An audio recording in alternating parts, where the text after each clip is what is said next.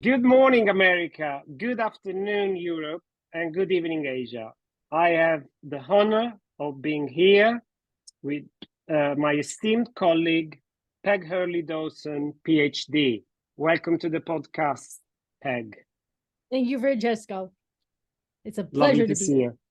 Yeah, lovely to see you. So I want to go quickly through your bio. So Peg Hurley Dawson, PhD, is a counselor. She specializes in the treatment of sex and relationship issues, sex addiction, out of control sexual behavior, complex trauma, PTSD, sexual pain, mismatched desire, gender identity, and non-traditional relationships. And she indeed works with LGBTQIA. She utilizes the following modalities: EMDR, IFS, clinical hypnosis, sensorimotor psychotherapy, Sandplay, Sandtray. And I'm ending with that, this short version of your very engaging bio, because you recently wrote a book about Sandplay. Yeah, well, it's actually Sandplay, Sandtray are two different things, but I wrote, the name of the book is Therapy for Out of Control Sexual Behavior, Shame, and Trauma, Treatment Beyond Words. It should be out in the fall of 2023. So we can have another podcast, if you like, to celebrate its arrival in That'd the be fall. great, thanks. So you are a sex therapist, amongst other things. So why don't we start from what is sex and why it is important? Given that in the Middle Ages, in the West, Christian West, a lot of people thought that it was something dirty. A lot of people were religious people, monks, priests, nuns. And these days, a lot of people stop having sex or decide to choose a spiritual, religious lifestyle where one is told you can sublimate sexual energies into prayer, meditation. Is that just for addicts, sex? I personally don't think so, but I would like you to illustrate what is it and why it is important. Okay, great question. Thank you. So there's lots of reasons why people have different thoughts about sex or how they may view it, and nothing is the exact right answer. Everybody has their own way of being with their sexual energy or in general with sexuality. So big question you ask, and we'll try to break it down a little bit. So this idea that sex is dirty, or many people may still believe that, and that may be true for them. But really what's happening in the field of sexuality and field of sex therapy is that people are beginning to understand that the idea of sex is really more about what is safe, sane, consensual, and that's in the BDSM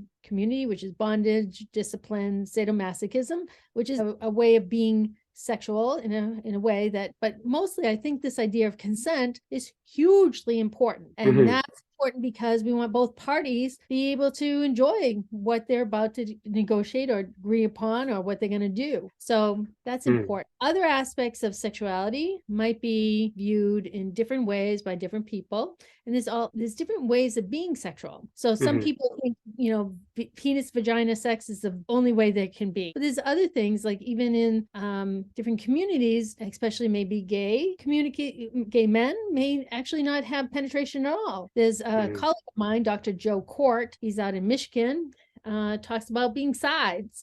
And that's with no penetration. That's about having sexual intimacy in a different way. And then this idea of sexual intimacy could be broken down to what is sexual intimacy. So is sexual intimacy having intercourse, or is sexual intimacy about touch and engagement and enjoying each other in a different way? And so there's that aspect. So it's like a big umbrella, the idea of sex. And then we have little sub things and subheadings of that. So it can be a kink community, BDSM, it could be a fetish community, or something too, or it could be anything, whether it's intimacy, penis vagina sex, or whatever you want to think about could be sexual, is really whoever can think about whatever they want to do, as long as, in my book, as long as it's consensual and both parties can engage. And some people say that it depends on what the age of consent is, wherever somebody's located in the world. And I think that's kind of it. Did that answer some of the question, or did I leave something out? Is there any more questions about that? I'm sure there are. It's a very good introduction. Like you're saying, one could expand further, but it's a fantastic start.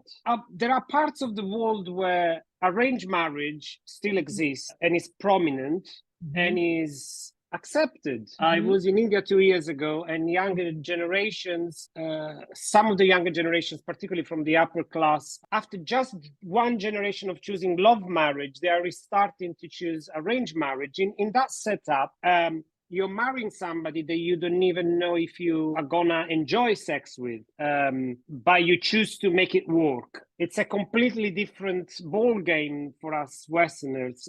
That's very alien to me. I don't feel competent to discuss it, and it would be unfair to put you on the spot, I guess, to discuss it. But I'm only bringing it to your attention because given that the West also went for arranged marriage for centuries, it's not like we didn't do it in the West. So this idea of choice, I choose the person that I find attractive, I date that person. If I fall in love, I may commit to that person in a monogamous relationship or in a different type of sexual style. And then sex, at any given point in this relationship with this person that you first met, enters in different cultures and in different contexts. It enters sometimes very early in the first meeting, sometimes after marriage. So after this acknowledgement of the cultural aspects, brief acknowledgement. So what does it do? Once he enters the relationship, what does it do? Does it complement the relationship? Or is it plausible to think that actually a relationship could even start with sex? Are there any rules there as far as you're concerned? I think the culture makes kind of a rule. The culture says we're going to have an arranged marriage, or the culture says, choose who you want to love and be intimate with whoever you want to be, or have sex with whoever you want to be, if that's the culture. And many times the idea of a non-traditional relationship has really blown up. It's like becoming a big thing, or it has been a big thing, and many people haven't talked about that. So, how do we be in a non-traditional relationship versus a traditional relationship? And it's kind of culturally based on what people believe that to be. So, Dr. Tammy Nelson here in the States has written books about non-monogamy, and many other people have in addition, but Tammy does a great job of really reaching the population that really talks about non-traditional relationships. So non-traditional relationship, again, is a big umbrella, because we might have polyamorous people in relationship. We might have people going outside their marriage consensually, or even together, or having a third party join, or whatever it looks like. It could look like, in my practice, we have people that come and they want to open their relationship. They have a very traditional relationship. And even when I say traditional, that can bring up all kinds of concepts of what's traditional to me or to them may be entirely different. And what your viewers in different countries may find traditional or non-traditional to mean is kind of, we have to look into. I always ask the client, what does that mean to you? It's really about finding out what some word, or even sexual, what does sex mean to you? What does sexual intimacy mean to you? What does that mean to you and to your partner? And we talk about all that, because to have a fundamental, it's like a fundamental place to start is, what does it mean to the other? And we really have to work around that before we can really engage in understanding what the concept is for them. And so I understand their concept of this. Does that make sense? Yes, it's a very person-centered. It means different things to different individuals and cultures. And what's your understanding of what sex gives, gifts a relationship, adds to a loving relationship, or not necessarily loving relationship, actually, to any relationship? That's right.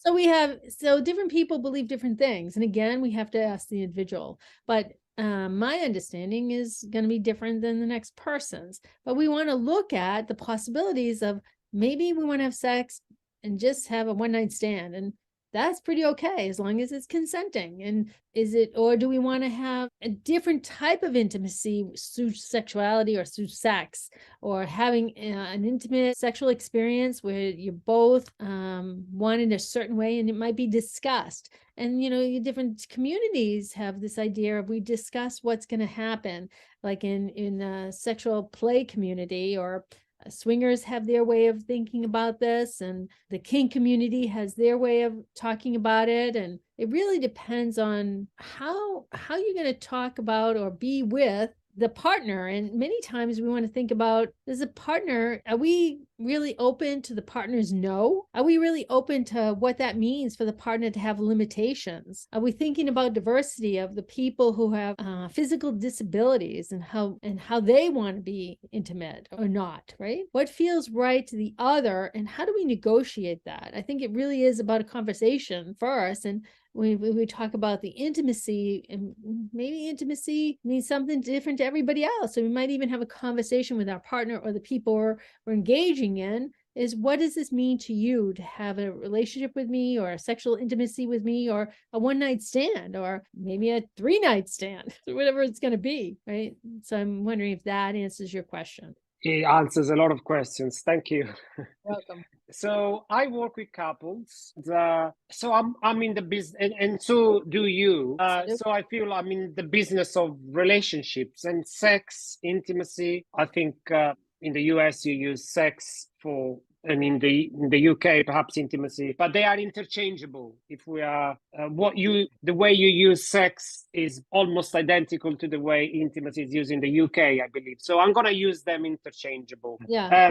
So in a relationship, sex comes as a part of it. A relationship is not necessarily about pleasure. A relationship is about pleasure and pain, because every couple goes through a crisis at some point or another. Right. It's almost mathematical, I feel, and it's almost like sometimes if you have had you've been fortunate to have some crisis earlier on in the relationship and learn from it, if it doesn't very much affect the relationship. Otherwise, you're bound to have a crisis at one point, at a later point. And of course, some couples are bound to have less impactful crisis. But all I'm trying to say is that I feel that relationship and pleasure are two different things. If anything, in relationship, there is a lot of, I find, a lot of challenges to overcome. Whereas with sex, one could be mistakenly assumed that it's about pleasure. It's not always about pleasure. Right. That's what I wanted to ask you. What else it is about? I think it's about, it can be used for a lot of things, right? And I notice I specialize with this idea of out of control sexual behavior or problematic sexual behavior. And some people call it sex addiction. And I put that in quotes because I don't believe you can be addicted to sex. I believe it's a dysregulation issue. So in that realm, we talk about, I see a lot of people with that dysregulation issue that I call out of control sexual behavior or problematic sexual behavior. And that's a lot of what the book is that I wrote is about. So that may know these people that are struggling with this behavior sometimes feel, I have to say, this is a problem for you. And it might be a problem and painful for their partner. So that could become the very painful issue you're talking about, along with other things. So if it's not, and so it's more, I find it's more about regulation than it is about pleasure, and not necessarily everybody who's regulating by having an orgasm is experiencing, they may experience some moments of pleasure, but overall the pain of hurting their partner or saying I would never do this again and then doing it can be very painful. And then you talk about other types of pain in relationships. And it's the emotional pain or the physical pain that I wanted to ask you? Are you saying more emotional pain causing just something happening negatively with yeah. Okay. So I was referring to emotional pain mostly, yes. Yeah, because I see people that have physical pain with sex. And right. Many times it's something, they can't find, I'm thinking of a particular client who gynecologist said, you'll never have penetrative sex again. And yet I saw this person who's a female, and she, after 11 sessions, was able to have penetrative sex again. And it was pleasurable for her. It wasn't painful where sex was painful before. So many different types of pain. And so the emotional pain can cause the sexual not to be pleasure. Right? Emotional pain can cause, I don't want to have this with you. I don't want to connect with you. And so there's other aspects too that are really about how do we negotiate this in a relationship where some people may not feel they can speak up, or they end up having sex in a way that they can have an orgasm, but maybe it's not pleasurable. I mean, they can have an orgasm and feel moments of pleasure, but might be something that is not really what they wanted to do. The physical body can take over and have an orgasm, but it's not necessarily an emotional connection, right? Just because the body's having an orgasm doesn't mean it's a physiological response, maybe not an emotional response. Thank you. So I noticed that from your answers that, and it doesn't surprise me that it's a very personal thing, and what it does to a relationship is very personal. And also some people are more fortunate than others to be able to straightforwardly enjoy, and I'm using the word enjoy again, whereas actually you've just said regulation is what makes sex most beneficial, I guess. I think I have to have more clarity on that then, because it's not about regulation makes good sex. I'm saying some people use sex to regulate, right? It's very different than having a sexual experience where it's not about that at all. That may be one whole separate thing. That's one of the things under the umbrella, the huge umbrella. So what I'm saying is that when there's a consensus that we're going to do it we're going to have an intimacy or a sexual experience or whatever it's going to be, and we both understand what we're getting from it, or we agree that we're going to have sex just to have orgasms or just to get off, right? That's a very different experience than, oh, we're going to go out for this beautiful dinner. We're going to have this lovely connection, and we're going to have this beautiful making love moment after dinner. We're going to go home, light the fireplace, put candles, and just have this moment of whatever it's going to be. Or some people would go to dinner, have the lovely dinner, and say, let's go home and talk about being caned and how we're going to negotiate that scene. What's going to happen there, right? And that can be very pleasurable, even though there's physical pain, but the physical pain could be the desired moment for the huge sensations of what that causes for that person. So it's not an easy answer when you think about all the different ways people engage in sexual behavior or sexual pleasure or sexual kinks or whatever they're going to do, right? And it's usually best if it's really consensual. I keep bringing that up because it really feels important to me. And in couples, if there's sometimes if there's an emotional disconnection, then the intimacy or the sexual pleasure may not be in although I'm contradicting myself because sometimes sex after an argument can be the most hot sex you ever have, right? So there's all kinds of ways to negotiate this, and it's pretty exciting when you think of all the possibilities. Yes, and when you say consent, it also conjures up for me good communication and negotiating beforehand what type of sex would you like to have, and what type of sex I would like to have. I feel that newer generations are being educated to do this more. Well, we hope.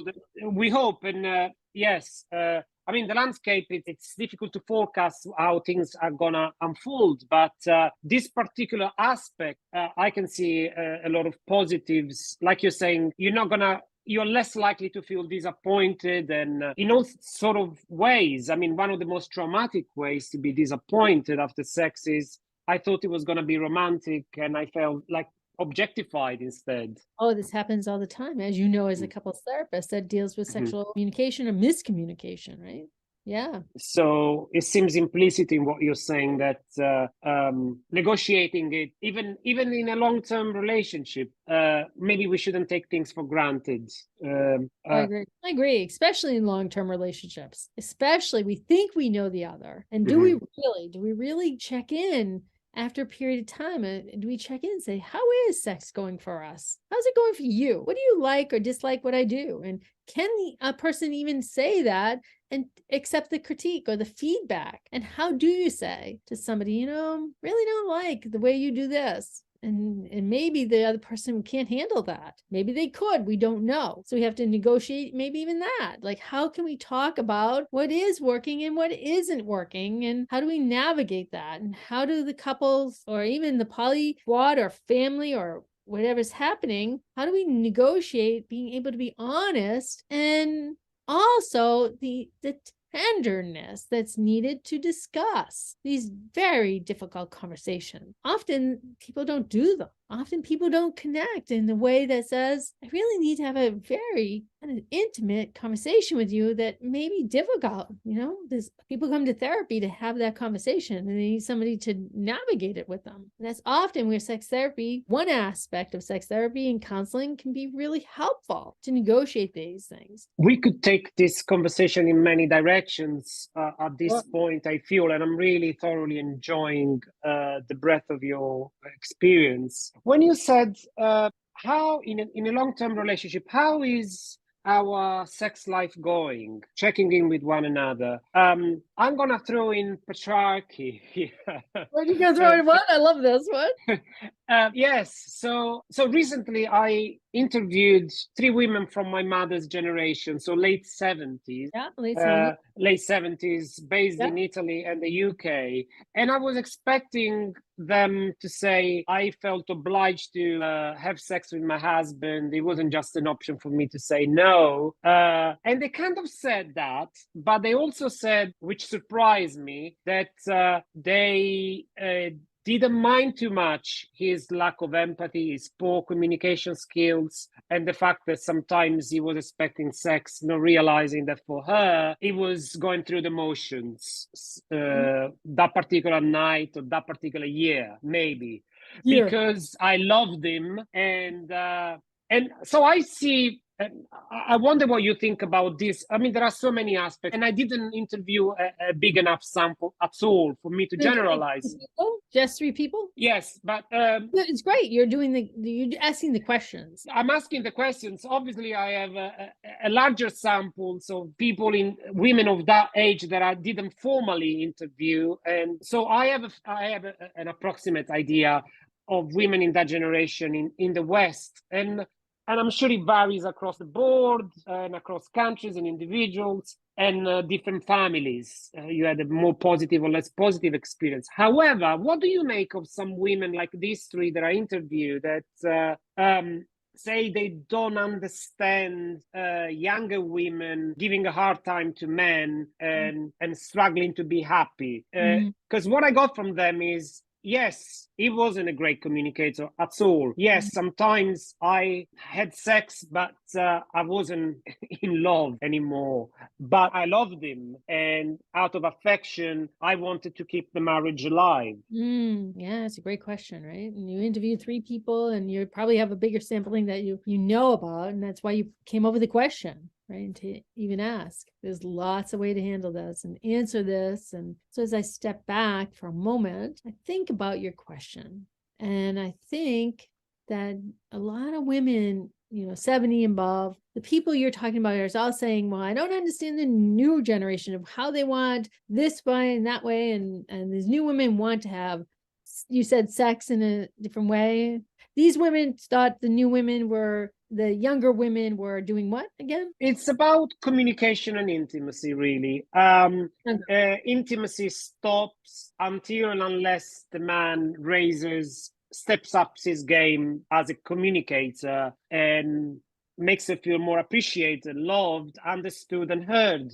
I mean, if you ask me as a therapist, I'll tell you this: we need that, like the oxygen. But I also know as a therapist, as a relationship therapist, that when intimacy it's not just intimacy. I'm not suggesting that intimacy shouldn't stop, but when the atmosphere deteriorates, things can only get worse. And so, it's almost like it's a control.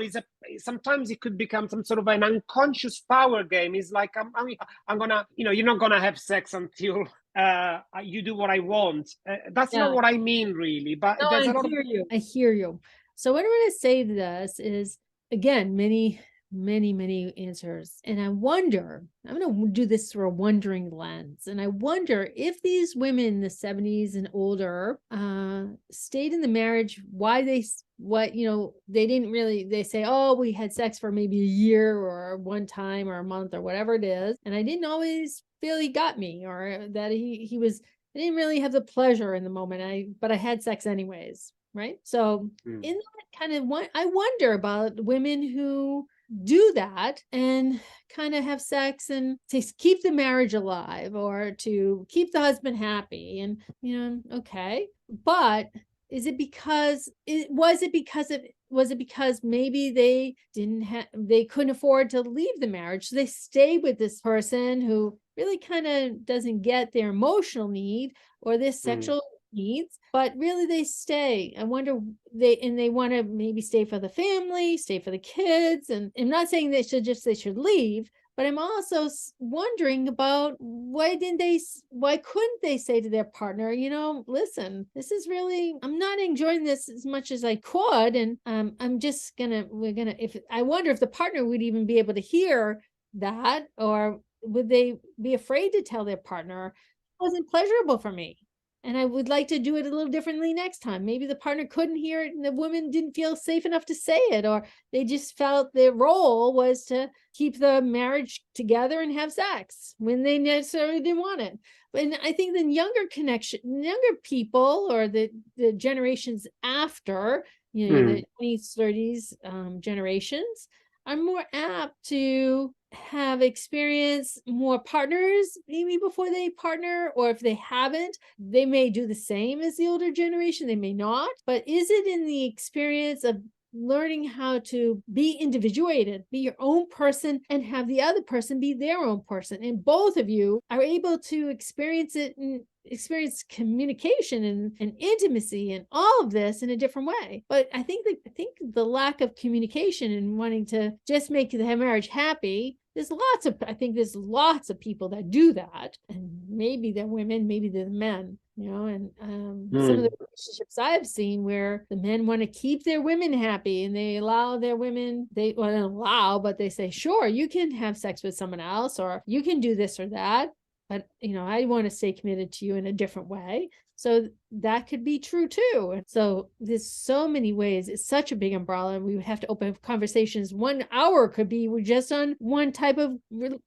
So you're asking a great question. Yes. But notice there's so many answers to this. We would have to subdivide it and approach one answer at a time. I hope what comes up for me now is like that people from previous generation in the West, including in this case in the conversation, women who are now in their 70s or 80s, they were devoted to monogamy. So I guess to their eyes, they don't understand, or they disagree with the younger generation, because it's like, if you believe in monogamy, then you shouldn't label it as a crisis the moment that something doesn't go your way, and then give the other person a hard time. And when you give the other person a hard time, he's not gonna, not just he or she, whoever starts it, are not gonna be the best versions of themselves. But if your religion is non-monogamy, your devotion is not to monogamy, then I can see the younger generation point of view more. But one thing that does sadden me is that they don't get each other, because the older generations maybe doesn't get the younger one, and the younger one think, oh, my mother was incredibly unhappy. And when you talk to these people, they don't sound like they were incredibly unhappy. But what I'm learning from you is that maybe they didn't know that they could be happier, particularly in the sex realm, right? Maybe you can illuminate us here a little bit. I'm actually sitting here thinking of, do you know Esther Perel, right? Yes, of course. Of course, right? And what does she say? I think she says, and I'm paraphrasing, of course, but she says, we used to marry to be happy. Now we divorce to be happier, right? So, I'm not saying that. What I'm thinking about is that the older generations maybe stayed through thick and thin, through all of that. But the younger generation is like, the women are marrying later, men are marrying later, partnering later, and in life, and older generations, they were married probably by 23, 24, because we used to be dead at generations and generations ago. We would die at 35, 40. So we had to partner, and we would partner for life. Then we needed people to do the farm, right? We need children to survive, but a lot of them didn't survive, so they had big families and all that. And then I think about now we have less of that. We don't need people to survive to go to the fields. But I'm really thinking about the younger generations that marry later or partner later, and then kind of don't want to have children until they experience their own careers, their own life. And isn't it funny? All of that is contributing to them wanting their pleasure, or they want to express themselves, or they want to be thought of. I want you to take me as I am. And it's not about, I want you to take me so I can, just be married to somebody for security. I can own my own security. I can do my own, I can make my own money. I can fry it up in a pan, right? I can feed my kids. I can do whatever I want. So the generations are changing. The dynamics are changing. And we that's what's happening. And is it always necessarily the best? I wonder, when we see so many children of dysregulated parents that end up in divorce. And I'm not saying divorce is bad, but I am saying I wonder about, is it better now than before? I don't know, I certainly know, but I think that we have to navigate this as any culture. When you have arranged marriages, they tend to stay together through thick and thin, but I wonder, do they also have great sex, or do they even have sex? And is it for sex? Is it sex that we do it in a different way? What's going on? We really have to get to the intimacy, or the inner dynamics of each relationship, whether you're in your 70s, 60s, 50s, 30s, 20s, whatever. And are you in arranged marriage? Are you in some kind of relationship that has a different dynamic, whether you're with one partner or more, or all of this is factors. So it's a very interesting question that this idea, is the 70-year-olds different, but they don't understand with this or that, or the younger don't understand the 70s, but it's just really fascinating. I love the question. I think there's so many answers to it. Indeed. We reached the last 10 minutes of the episode. Okay. Yeah. What comes up for me is I became a therapist mostly because I feel like I'm a sensitive soul, and I suffered a lot in my teens, 20s, and 30s. And so I became an expert of predicting that things can go wrong and preventing them to go wrong. And so I realized this helped me to be a good therapist, because I help couples preventing that something that was so traumatizing for them happens again, and it could wreck their marriage if it was to happen again, or their relationship. But anyway, because I was reflecting, I looked at all the problematic aspects of sex in these interviews so far. So maybe because that's my nature, looking at problems so that we can understand and prevent them. Yeah. So why don't we look at the most beautiful part of sex and what it adds to people's lives in this final part? All right, the beauty, right? So I want to answer that question, but I also want to say, finally, not finally, but what I would love to address or say is, when people have the most exciting, stimulating adventures with each other, and whether it includes sex or no sex or whatever they want to be in couplehood that works, what I find when couples into my office, I say, we really have to look at what's bringing you into the office is your partners are triggering yourselves, right? You're triggered from your partner's triggered from you, and you're in here for a reason. And so I wonder, and when I wonder with them, I said, I wonder, partner A or partner B, what is the opposite partner? Partner A, what's in B, and partner B, what's in A, that really is triggering you? And if you really look into the U-turn, or the idea of what is it in me that is triggered, that I'm getting triggered by my partner, that's causing this very issue. And what I found is that when we look at our partner and we then look at ourselves about why we're triggered about our partner, that's creating a problem. If we do the U-turn into our own being, we can find out more about ourselves and how that trigger is really something inside me. that needs to be healed. Sure. So when I work with couples and we all three of us, or they do what I ask them to do and really look inside themselves, how they heal is recognizing in themselves how they have the issue, and the partner seems to trigger that issue in them. So when you're able to heal each person individually, they see each other differently in a different lens. And then it becomes a pleasurable way of being with each other. So I think the pleasure actually starts with the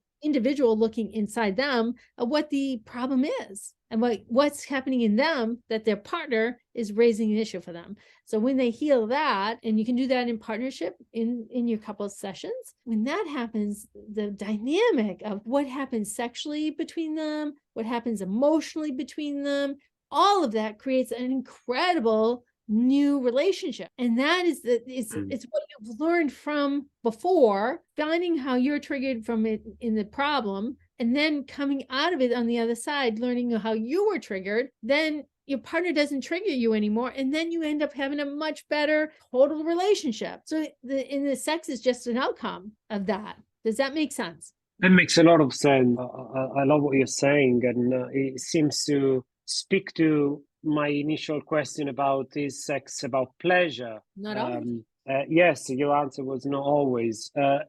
Sex happens as it falls into place beautifully and deeply when other things are walked through. Specifically, you were saying taking responsibility, looking into yourself and realizing you are triggering that in myself because I have an issue with this particular thing already historically, and we love people taking responsibilities. I mean, I feel that that's very much what love is, big part of what love is.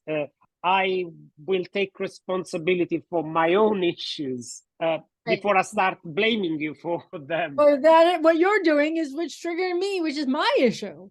I need to look inside me to find out why I'm getting triggered by what you're doing. And often, the imago, right? We all marry somebody or partner with somebody that's going to, as Dick Schwartz from Internal Family Systems says, our mentor. They're going to torment us, but mentor us at the same time. And we have to look inside us to find out, what did I need mentoring in? And often it comes from early childhood experiences, frequently, right? So what has happened to me that I don't remember in my implicit memory, my left brain, my conscious memory doesn't recall, but my implicit memory is being triggered by the other. And that creates a problem. And then they end up in our offices. And it's all good because when we learn what's happening within ourselves, I mean, as anybody, clinician, client, doesn't matter, as a human being, when we learn that about ourselves at such a deep level, we become intimate with ourselves so we can allow intimacy with the other. And you have to know yourself. And if you don't, that's part of the issue. So yeah, it can be amazing. And intimacy, sex, the whole bit is really about how to know yourself and love yourself in a way that the other doesn't bother you because you've got that covered in yourself. And then you can have sex with pleasure or not with pleasure, with pain, with whatever you want, the type of sex you want to have. And you can have it incredibly intimately too, but you can have the wide variety, the whole umbrella. I love that we're ending on that note. I love that expression, being intimate. Once you learn how to be intimate with yourself, you can be intimate with the other person. It just speaks to what intimacy is. It's not, is that closeness, is that compassion, self-love. Agree, exactly, right? And if we have our love for ourselves wholly, right? If we know who we are, we can then be with somebody in their whole self. The other has to do the work too. So I think this speaks to your 70-year-olds or 80-year-olds and even the younger. Thank you so much for your time, Peg. You're welcome. It was really a pleasure. So enjoy the rest of your day, and I look forward to our next chat. Me too. Thanks. Take care. Bye. Bye.